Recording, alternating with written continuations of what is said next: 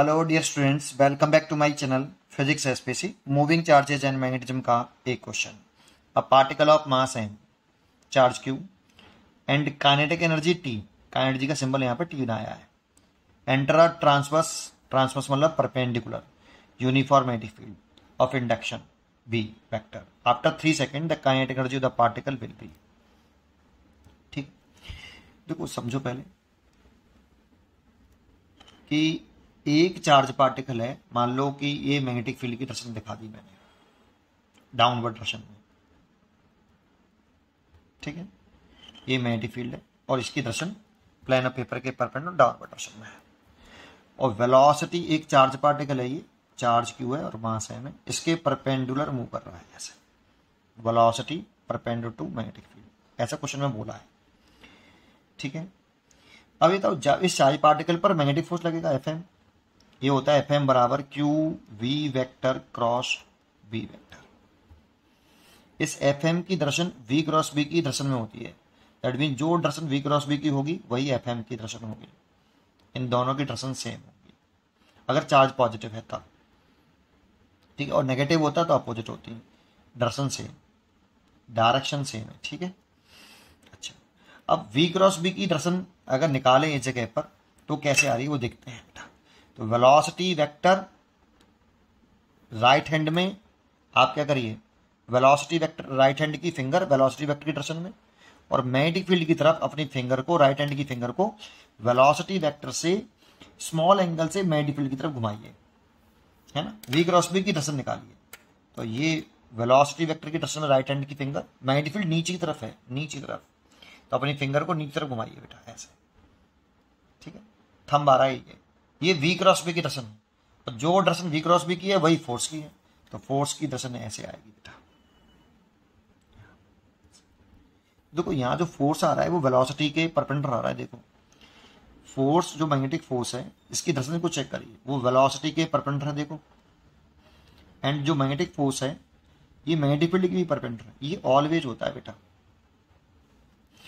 Theta angle between velocity vector and magnetic field vector.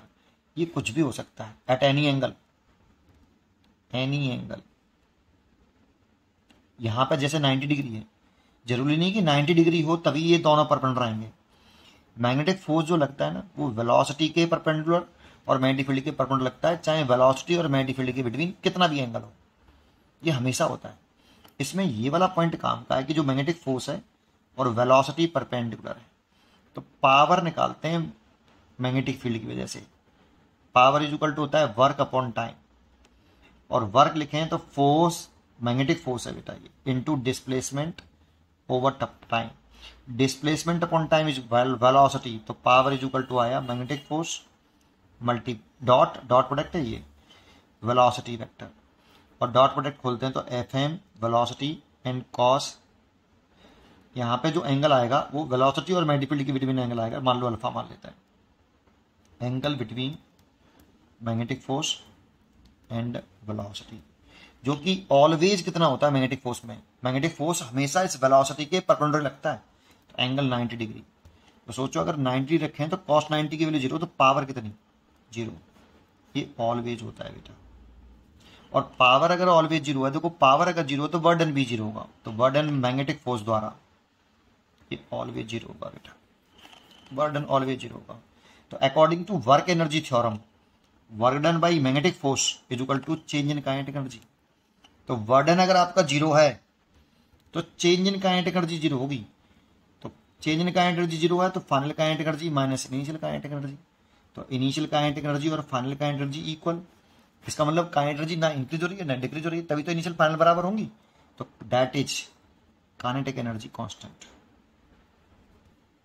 जब कोई charge particle, देखो एक पॉइंट नहीं है, एक पॉइंट ये हो गया, पावर 0, मैग्नेटिक फोर्स द्वारा किया गया बर्डन 0, ये एक पॉइंट ये हो गया, एक ये हो गया, और काइनेटिक 0, काइनेटिक एनर्जी कांस्टेंट हो गया। यहाँ पे काइनेटिक एनर्जी टी की बात कर रहा था, तो टी कांस्टेंट रहेगी बेटा, तो पहले भी टी थी अभी भी टी रहेगी, तो डी चॉइस रह गई। फिर भी एक पॉइंट और बोल देता हूँ, काइनेटिक एनर्जी 0 तो हाफ एम वी स्क्वायर होता है kinetic energy, that means constant. तो मास तो कांस्टेंट, तो स्पीड कांस्टेंट रहेगी, स्पीड कांस्टेंट होगी। डायरेक्शन चेंज कर सकता है केवल मैग्नेटिक फोर्स। तो मैग्नेटिक फोर्स होता है वो केवल डायरेक्शन चेंज कर सकता है, और डायरेक्शन चेंज होगी तो वेलोसिटी का मैग्नीट्यूड तो कांस्टेंट रहता है, बट वेलोसिटी की डायरेक्शन चेंज होने की वजह से वेलोसिटी चेंज हो जाती है ना, स्पीड कांस्टेंट रहती है। पर यहाँ पर वो क्वेश्चन नहीं है। पढ़ते रहिए और खुश रहिए।